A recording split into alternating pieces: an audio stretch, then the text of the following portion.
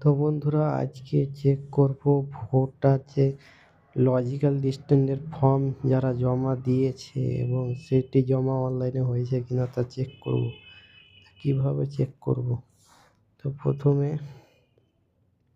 Voter ECI site যাব, এখানে click করব,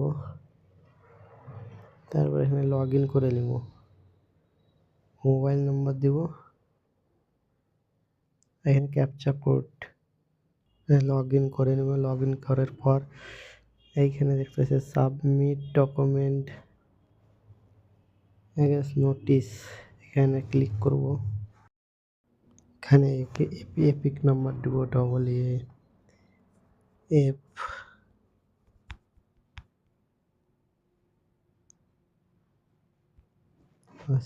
ওটিপি অপশানে ক্লিক করব।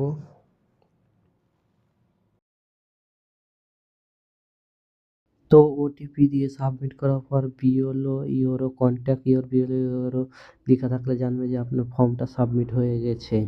চিন্তার কোনো কারণ নেই, বিএলও সাবমিট করে দিয়েছে।